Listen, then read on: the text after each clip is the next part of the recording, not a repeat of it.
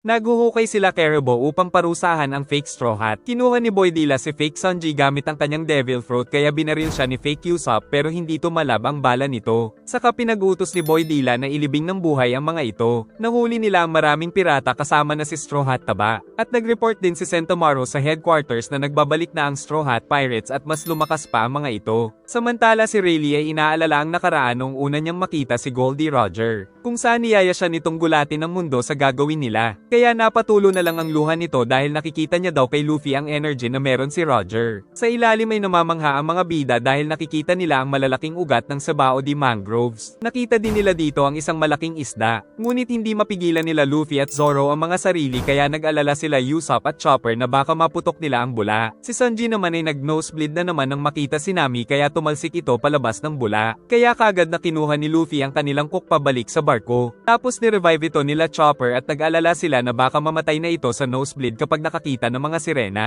Giit ni Nami na ayon kay Rayleigh ay hindi basta paputok ang bula basta wag lang magkaroon ng maraming butas. Dumating ang isang malaking isda ngunit kinagat ito ng isa pa kaya nakaligtas sila. Saka sinabi ni Nami na nasa 30% lang ang chance na makarating sila sa Fishman Island. Subalit hindi na naman mapigilan nila Luffy at Zoro ang sarili kaya sinapok ulit nila Usopp at Chopper. Sinabi ni Frankie sa lahat na may importante siyang balita. Ngunit inakala ng tatlo na tungkol ito sa mga sikreto ng robotic na katawan. Giit ni Frankie na seryoso daw ito dahil labis na nasaktan si Hachi sa pagtatanggol sa kanilang barko ay nasa Fishman Island daw ito ngayon para magpagaling. Bukod kina Hachi at Duval ay may isa pa daw na nagprotekta sa barko nila at yun ay si Warlord Kuma dahil nadatnan niya pa daw ito na nagbabantay. Nalaman din ni Frankie kay Rayleigh na kasapi sa Revolutionary Army si Kuma kaya niligtas nito ang mga buhay nila. Subalit ngayon ay isa na lang daw itong robot dahil kay Vegapunk. Kaya lahat ng Kuma cyborg ngayon ay mga kalaban na nila. Sa malayo ay nagbabalak sila Caribou na atakihin ng Straw Hat. Ngunit abala ang mga bida sa nakikita nilang dalawang balyena. Dahil nagmamasid si Usopp ay nakita niya ang barko nila Caribou na papalapit. Nakalapit agad ang barko dahil sa alagang sikaw saka dumikit sa kanila upang magsanib ang mga bula.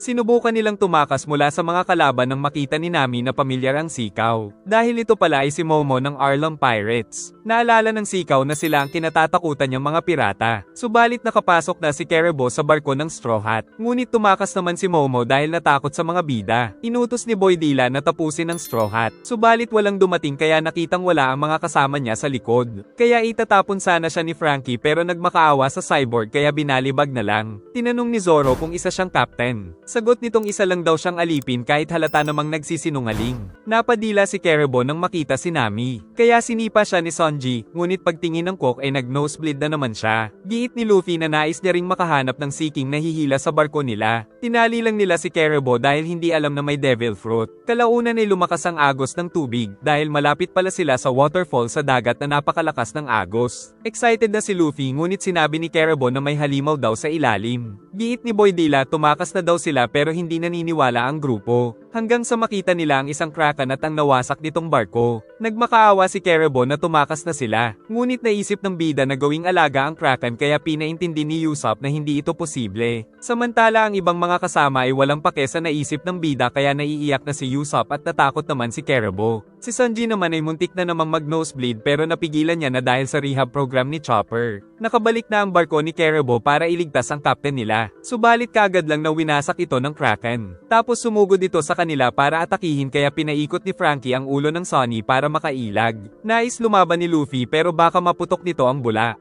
Kaya tinuruan sila ni Caribou na maglagay ng sariling bula sa katawan para hindi sila madamay sa gagawin ng mga ito. Ngunit umalis na ang mga ito na hindi nilalagay ang lubid. Umatake ang kraken sa kanilang barko kaya ipinagtanggol sila ni Frankie gamit ang rocket launcher. Ang isang galamay naman ay sinalag ni Chopper gamit ang guard point. Ngunit pinalo sila ng isa pang galamay. Kaya iniligtas sila ni Robin gamit ang bagong powers nito na napakalaking mga kamay. Tapos si Luffy naman daw ang aatake. Pinalaki ni Luffy ang kanyang kanang kamay saka gumamit ng armament hockey. Pero nahihirapan siya dahil nasa tubig. Kaya sumugod si Sanji para pigilan ang kraken na napansin nilang napakalakas na ng mga binti dahil palagi itong hinahabol ng mga queer. Saka pinalabas nito ang nag-aapoy na paa at sinipa ng malakas ang isang galamay kaya nasaktan ang kraken. Sunod naman ay ginamit ni Zoro ang bagong teknik technique para mahiwa ang isang galamay nito. Nagalit si Luffy dahil pinutol nila ang galamay nito, saka nito sinuntok ng napakalakas gamit ang malaking kamao na may armament haki. Tapos nakita nilang may lumalabas dito na isang pating ngunit may damit, at nagpasalamat ang pating sa kanila bago ito umalis. Ngunit pagkatapos ay hinigop naman ang tatlo patungo sa ibaba kaya sinundan ito nila Franky sakay ng barko. Tapos pinilit nila na makontrol ang Sunny sa kabila ng malakas na pressure. Kalaunan ay tumigil na rin sila sa pagbagsak subalit hindi daw nila makita sila Luffy. Napakadilim sa lugar kaya hindi nila mahanap ang mga kaibigan. Kaya ginamit ni Franky ang flashlight niya sa utong at nakita nila ang mga nakakatakot na naninirahan doon. Patuloy nilang hinanap ang mga kaibigan upang mailigtas ang mga ito. Nakakita sila ng malaking jellyfish na nagpunta sa itaas ng barko. Hahawakan sana ni Chopper ang galamay ngunit sinabi ni Robin na makamandag ito. At kakainin sana sila ng isa kaya ginamit ni Franky ang Kude Burst. Ngunit kailangan nilang tipirin ang Kude Burst dahil limitado lang ang hangin na meron sila. Nakita ni Chopper na namatay ang isda na kumain sa jellyfish kaya mas natakot pa ito. Ngunit dahil kung ano-ano ang ginagawa nila ay nakatikim sila ng mga sapok kay Nami. Nalaman ni Brook na nakatakas si Caribou sa pagkakatali, kaya kinabahan ng grupo samantala nagtatago pala ito sa loob ng drum. Ngunit wala itong kaalam-alam na tinitignan na siya ni Franky, kaya nagtago na lang ito sa loob ng drum. Siniguro ni Franky na hindi ito makakatakas, saka sinabi na nakita niyang parang putik ang katawan nito dahil sa Logia Devil Fruit. Kalaunan ay naramdaman nila na napakainit, at nakita sa ibaba na may umuusok. Giit ni Nami na nasa volcanic area sila ng dagat kaya kailangan nilang umalis dito. Tapos nakakita sila ng malaking mga bulate kaya napilitan silang gumamit ng konting Kude Burst. Ngunit nakakita na naman sila ng kakaibang mga nilalang kaya napilitan ulit gumamit nito. Saka nabahala ang grupo dahil mauubusan na sila ng hangin kakagamit ng Kude Burst. Kalaunan ay nakita nila ang isang liwanag. Subalit isa pa lang itong malaking anglerfish na muntik na silang nakain. Tapos dumating ang napakalaking nilalang na tila isang tao. Natakot sila ngunit sinuntok nito ang anglerfish at sinabihang huwag kakain ng mga barko. At sa likod nito ay dumating ang isang napakalaking ghost ship ng Flying Dutchman. At habang papalapit ay nagpakilala ang may-ari ng barko na si Captain Vanderdecken kaya natakot ang mga bida. Ikinwento ni Brook ang kwento ng Flying Dutchman, kung saan nabaliw daw ang captain ng barko at pinatay ang lahat ng mga crew saka tinapon sa dagat. Nagalit daw ang mga Diyos sa Flying Dutchman kaya sinumpa itong manatili sa ilalim ng dagat magpakailanman, ngunit sinabi ni Franky na ganito din ang barkong sinasakyan noon ni Brook pero hindi naman mapanganib. Ngunit sinabi ni Robin na kung totoo ang Kraken ay baka totoo din talaga ang Flying Dutchman kaya natakot na sila. Nagustuhan daw ni Captain Vander ang magandang barko ng Straw Hat kaya napaiyak na sila Usopp at Chopper. Saka pinag-utos si Captain Vander sa malaking bata na palubugin ang barko upang makuha ang mga kayamanan nila. Hindi na makagamit ng Kude Burst sila Franky dahil ubos na ang cola. Ngunit bago sila tamaan ng suntok ay nasuntok ito ng Kraken. Pagkatapos ay pinagsusuntok pa nito ang pangit na mukha ng aquatic na bata. At sa utos ni Luffy ay tumigil ito. Dahil sa naging alaga na pala nila Luffy ang Kraken. Naputok daw ang bula nila Luffy at Sanji kaya lumipat sila kay Zoro. Pinangalanan pala ni Luffy na Surumi ang Kraken. Tapos ginamit nila ang Kraken upang makapaglakbay sila ng ligtas sa ilalim. Nang may marinig silang mga pagsabog kaya kinabahan ng Straw Hat. Sila Vanderdecken at mga kasama nito ay tumakas na din dahil mapanganib na. Ang Kraken nila ay tumatakbo na rin ng mabilis para tumakas sa mga pagsabog. Samantala si Sanji ay sumasailalim pa rin sa rehab program ni Chopper. Subalit sa harap nila ay may sumabog din kaya natakot sila ngunit natutuwa pa si Luffy. Pinilit naman ng Kraken na mas mabilis pang tumakbo upang makatakas sila sa lava. Napilitan silang tumakbo sa mas madilim na parte ng dagat subalit patuloy pa rin si Surumi.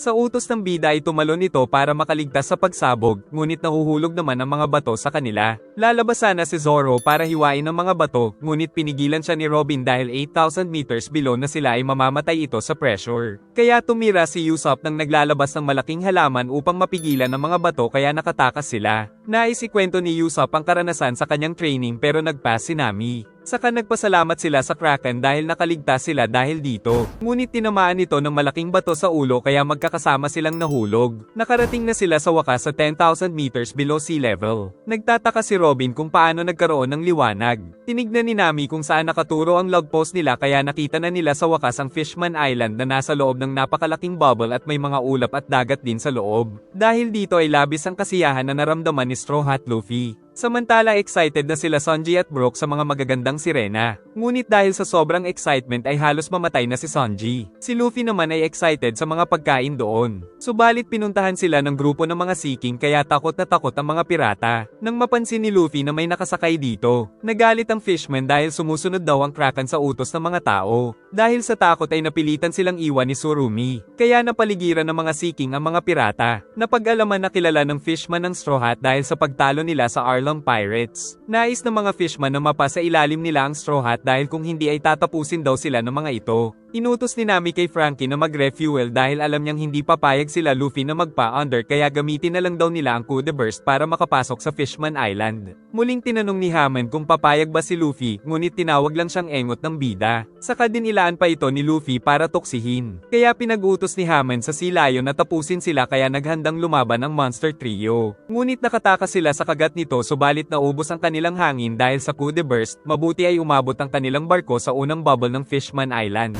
Pagpasok sa pangalawang bubble ay kailangan nilang dumaan sa tubig kaya kawawa ang mga Devil Fruit user. Subalit nais pa rin nila Hammond na tugisin sila ngunit magre-report daw muna sila sa boss na nandito ang tumalo kay Arlong. Nagising si Luffy na napapaligiran ng maliliit na sirena kung nasaan din ang mga kaibigan. Dahil nandoon pala sila sa bahay ni Kami. Giit ni Chopper na niligtas daw sila ng mga sirena. Ngunit wala doon ang ibang kasama dahil nagkahiwalay sila. Pero kasama naman daw ng mga ito sila Frankie at Zoro kaya siguradong ligtas sila. Dinala ng mga bull inggit ang mga damit nila. Pinakilala ni Kami na ang maliliit na ito ay mga kaibigan niyang Midaka Mermaids Quintuplets. Dagdag pa ni Kami na girls dorm daw ito kaya hindi mapigilan ni Sanji ang sarili. Sumakay sila sa sea elevator na isang pawikan para makaakyat sila. Habang papaakyat ay sinabi ni Kami na nasa Fishman District daw si Hachi pero mapanganib daw doon. Ngunit dahil malalakas sila Luffy ay sasamahan niya daw ang mga ito. Pagdating sa itaas ay nakita nilang walang tubig doon. Si Kami naman ay pumasok sa mahabang bubbles para makapaglakbay kahit nasa itaas. Ngunit nakapagtatakang merong langit sa Fishman Island. Pagkatapos ay nakita nila ang naggagandahang mga sirena na kaibigan ni Kami kaya hindi makapaniwala si Sanji kaya napaiyak na lang ito. Saka sinabing nahanap niya na daw ang kanyang all blue.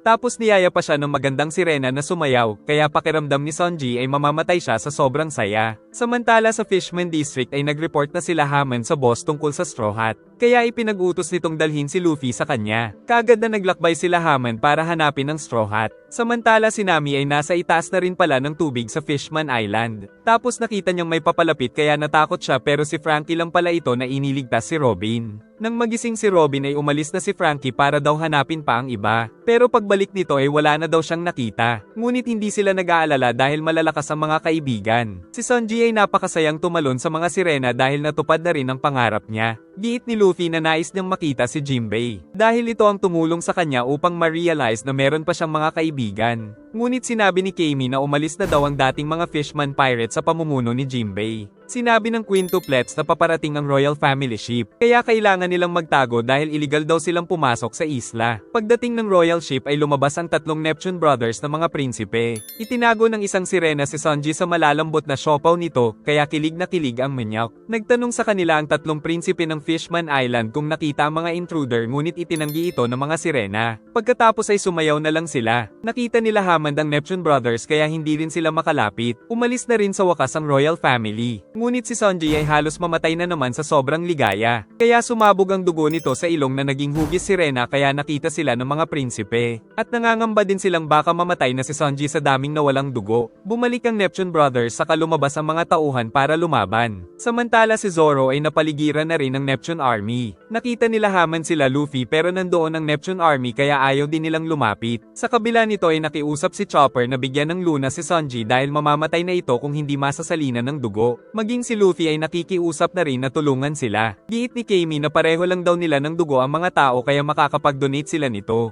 Pero sa malayo ay sinabi ni Hammond na walang fishman ang nais tumulong sa mga tao. Dahil may history daw ang mga tao sa pang-aalipin sa mga fishman. Dagdag pa ni Hammond na pabayaan na lang daw nila si Sanji at magtungo sila sa bagong leader ng New Fishman Pirates na si Hordy Jones. Pero dahil ayaw ng Straw Hat ay tinira siya ng net cannon pero sa isang iglap ay nagawa ni Luffy na masuntok ang tatlong asungot kaya talsik. Sa likod ay aatake ang isang halimaw ngunit gamit ang Conqueror's Haki ay napaamo niya ito. Namangha ang lahat sa nakita nila saka dumating si Kami Kami dala ang royal ship kaya agad na kinuha ni Luffy ang mga kaibigan para dalhin sila sa sasakyan upang magtungo sa bayan. Nakita nila si Sanji na nakangiti pa rin kahit mamamatay na. Nag-alala si Kami dahil kailangan pa nilang maghanap ng papayag na maging donor kay Sanji. Tinanong ni Fukaboshi kung bakit nila tinatago ang mga tao. Sagot ng mga ito na kaibigan sila ni Kami at mababait ang mga ito. Giit ng mga prinsipe na hinahanap nila ang Straw Hat sa ibang dahilan dahil may mensahe daw si Jinbei para sa kanila. Patuloy na naghahanap ng blood donor ang mga kaibigan ni Sanji ngunit walang gustong tumulong sa mga tao. Pero hindi pa rin sumuko ang tatlong kaibigan hanggang sa makahanap si Chopper ng tao. Samantala nagtataka ang mga sirena kung ano ang nasa loob ng drum kaya nais nila itong buksan. Sa wakas ay nakakuha na sila ng donor para kay Sanji. Kaya naman nagising na ito at natuwa ang mga kaibigan. Pinipilit alalahanin ni Sanji kung ano ang nangyari kaya pinipigilan siya ng mga kasama dahil baka mag-nosebleed na naman. Saka pinakilala ni Usopp ang mga tao na nag-donate ng dugo sa kanya ng mga queer pala kaya nandiri ito. Dahil nag-iba ang kulay ng likido sa tapat ni Luffy ay nalaman ni Chopper na nalason ito ng kalaban kaya agad niyang nilagyan ng lunas pero namangha ang doktor dahil hindi naapektuhan ang captain. Sagot ni Luffy na muntik na kasi siyang namatay sa laso noon. Sa kakagagawan daw ito ng octopus guy na nakalaban kanina. Nag-alala ang mga sirena dahil nawawala ang ibang kasamahan. Di nila alam na binuksan pala ng mga ito ang drum na pinaglagyan kay Boy Dila kaya nakatakas ito. Nagtungo sila sa may-ari ng lugar na tinutuluyan ni Sanji na si Madam Charlie na isang malaking sirena. Pero sinabi ni Kami na wag itong sisilip dahil masama para kay Sanji ang magagandang sirena. Napag-alaman na manghuhula pala si Madam Charlie pero ayaw na nitong gamitin ang kakayahan. Nang biglang maalala ni Kami na nakalimutan niyang dalhan ng pagkain si Papago. Kagad silang nagtungo sa kinaroroonan ng Starfish. Nang makita nila na kasama nito si Brook na may mga chicks na sirena. Napag-alaman na niligtas pala ni Papago si Brook nang makita niya itong lumulutang sa ilog. Saka nagpaalam na si Brook sa mga chicks niya. Nais nang pumasok ni Luffy sa cafe pero nais daw silang dalhin ni Papago kung saan merong karne dahil ito daw ang pagkain ng tunay na lalaki. Pero natuwa ang Star nang bigyan ng shellfish ni Kami. Samantala si Sanji ay nasisiyahan at binabangungot ng magkasabay. Sumakay ng taxi ang magkakaibigan. Habang sakay nito ay nalaman nilang si Vanderdeck pala na nakita nila sa ghost ship ay nanliligaw sa mermaid princess pero natatakot daw ang prinsesa dito. Nakita ni Luffy na magkakaiba ang mga nilalang sa ibaba. Kaya pinaliwanag ni Papago na kapag nag-asawa ang isang mermaid at isang fishman ay may 4 na uri ang pwedeng ipanganak. Nakita din nila ang tatak ni Big Mom na isa rin sa 4 emperors at siya na ngayong nangangalaga sa katahimikan ng Fishman Island subalit nang hihingi daw ito ng maraming candy bilang kapalit. Saka nakita na nila ang napakalaking bahay ni Papago. Si Madam Charlie ay kinakabahan sa kanyang nakita sa hula. Naniniwala ang mga tao dahil hindi pa sumasablay ang mga hula nito. Giit ni Charlie na nakikita niyang si Straw Hat Luffy ang tatapos sa buong Fishman Island. Tumatakbo ang mga tao na tila may kinatatakutan dahil nagmamadali sila at palihim na nais tumakas. Nakatakas naman sila sakay ng barko nila at sinabing hindi na sila babalik pa sa Fishman Island. Ang captain ng barkong ito ay si Crab Hand Gyro na napilitan lang palang mag-enlist sa ilalim ng New Fishman Pirates kaya tatakas na sila. Subalit nakarating kagad ang balita sa boss ng Fishman Pirates. Tutugisin daw ang mga ito ni Hordy Jones kaya kumain muna ng mga pills na pampalakas pero nag-alala ang kasama na baka ma-overdose ang captain. Dahil sa kinain ni Hordy Jones ay naging sabog ito at labis na lumakas ang pangangatawan. Pinagmalaki ng Starfish ang bahay niya, kung saan marami din pala siyang katulong. Dahil isa pala siyang sikat na brand designer sa lugar pero walang pake ang mga kasama. Dito ay nakita nila si Nami na nanghaharas ng tindera sa pagtawad ng sobra. Nalaman ni Nami na si Papago ang may-ari ng shop kaya nanghihingi siya ng discount. Dahil may utang na loob si Papago ay bibigyan niya daw ng libreng mga damit ang grupo pero kinuha naman nila lahat ng paninda. Nagkagulo sa labas dahil meron daw dumating. Nagliliwanag ang langit dahil nagtungo pala doon ang matandang isda na may korona. At nalaman nila kay Papago na ito pala ang hari na si Neptune. Nakita nila muli ang pating na nailigtas nila sa Kraken. Kinakabahan sila kung ano ang pakay ng hari ng Fishman Island. Ngunit inimbitahan lang sila nito sa palasyo na ikinagulat nila Kami. Si Sanji ay malapit na rin gumaling dahil sa mga queer na nag-donate ng dugo. Nang maalala niya sila Nami at Robin ay kaagad na pinapasok ni Chopper ang dalawa para mapigilan ito sa pag-nosebleed. Di makapaniwala ang mga fishman na naimbitahan ng mga tao sa palasyo. Excited na si Luffy sa pagkain sa palasyo, giit ng hari na naghanda daw sila ng maraming masasarap na pagkain kaya natuwa ang mga pirata. Inutos ng hari na dalhin sila ni Megalo sa palasyo. Ayaw naman sumama nila Papago dahil hindi daw sila imbitado.